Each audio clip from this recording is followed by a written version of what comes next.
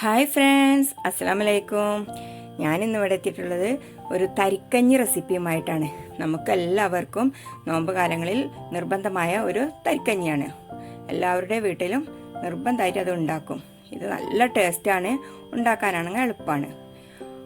അതിന് നമുക്കൊരു പാൻ വെച്ചു, ഒരു 2-3 ടീസ്പൂൺ നെയ്യ് ഒഴിക്കണം. അത് എത്ര വെച്ചാൽ നമ്മുടെ ഇഷ്ടത്തിനനുസരിച്ചിട്ട്. അതിനുശേഷം ഒരു 5-6 ചെറിയ ഉള്ളി, അതായത് സ്മോൾ ഓനിയൻ ചോപ്പ് ചെയ്തിട്ട് അത് ഇട്ടെടുക്കുക. നന്നായിട്ട് മൂക്കണ വരെ ഇളക്കി കൊടുക്കുക.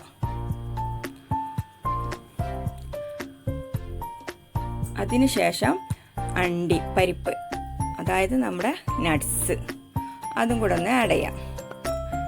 അതൊന്ന് ബ്രൗൺ കളർ വരെ ഇളക്കി കൊടുക്കണം.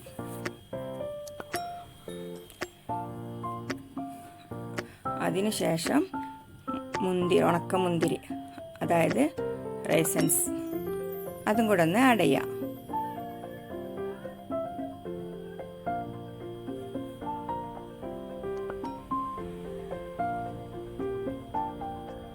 നന്നായിട്ട് ഇളക്കി കൊടുക്കുക.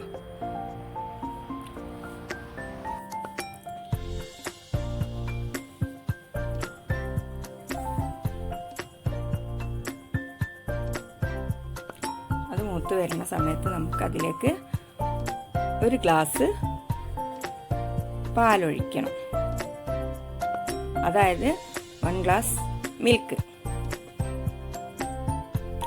അതിനുശേഷം ഒരു 3 ഗ്ലാസ് വെള്ളം, വാട്ടർ, അതും കൂടെ ഒന്ന് ഒഴിച്ചെടുക്കാം.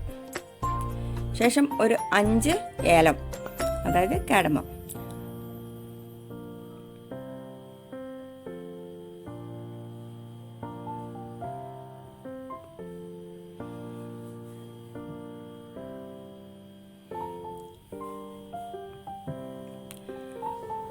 അതൊന്ന് തിളക്കണ വരെ വെയിറ്റ് ചെയ്യണം.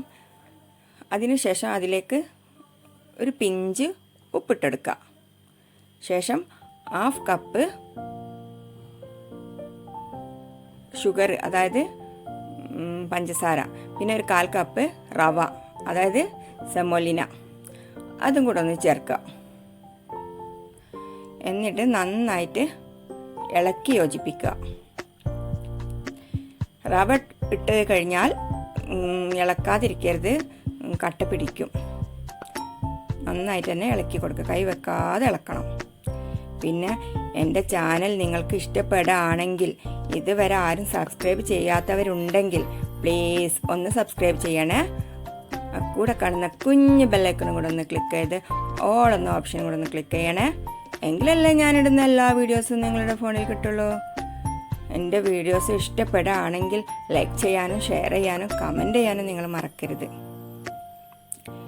എല്ലാവർക്കും ഈ റെസിപ്പി ഇഷ്ടപ്പെടും. എല്ലാവരും ഉണ്ടാക്കി നോക്കുക. ഉണ്ടാക്കി നോക്കിയിട്ട് ഫീഡ്ബാക്ക് എന്നെ അറിയിക്കണം. ഇതിലേക്ക് നമുക്ക് ബദാം ഉണ്ടെന്നുണ്ടെങ്കിൽ വെള്ളത്തിൽ കുതിർത്തിട്ട് ഒരു 10 ബദാമൊക്കെ എടുത്തിട്ട് 5-10 നമ്മളെ ഇഷ്ടത്തിനനുസരിച്ച് എടുക്കുക. അതിനുശേഷം കുതിർത്തതിന് ശേഷം ഒന്നൊക്കെ മിക്സിൻ്റെ ജാറിലിട്ടിട്ട് ഒന്ന് ക്രഷ് ചെയ്തെടുക്കുക. അതല്ലാന്നുണ്ടെങ്കിൽ കത്തി വെച്ചിട്ട് ചെറിയ പീസാക്കിയിട്ട് അരിഞ്ഞിടാം. എങ്കിൽ ഇത് കുടിക്കുന്ന സമയത്ത് ആ ബദാം ഇങ്ങനെ കടിക്കാനൊക്കെ കിട്ടും. അപ്പോൾ നല്ല ടേസ്റ്റ് ആയിരിക്കും. എൻ്റെ കയ്യിൽ അതില്ല, അതിൻ്റെ പേരിൽ ഞാനത് യൂസ് ചെയ്തിട്ടില്ല. ഉണ്ടെന്നുണ്ടെങ്കിൽ ഞാൻ തീർച്ചയായിട്ടും യൂസ് ചെയ്തിരുന്നു. പിന്നെ ഈ വെള്ളം നമ്മൾ ഒഴിച്ചില്ലേ, അതിന് പകരം നമുക്ക് തേങ്ങാപ്പാലുണ്ടെന്നുണ്ടെങ്കിൽ ഒഴിച്ചെടുക്കാം. പശുമ്പാലും തേങ്ങാപ്പാലും കൂടെ കൂടിയിട്ട് നല്ല ടേസ്റ്റ് ആയിരിക്കും. നമ്മുടെ തരിക്കഞ്ഞി ഇവിടെ റെഡി ആയിട്ടുണ്ട്. ഇൻഷാ അല്ലാഹ് അടുത്ത വീഡിയോയിൽ വീണ്ടും കാണാം. Thanks for watching.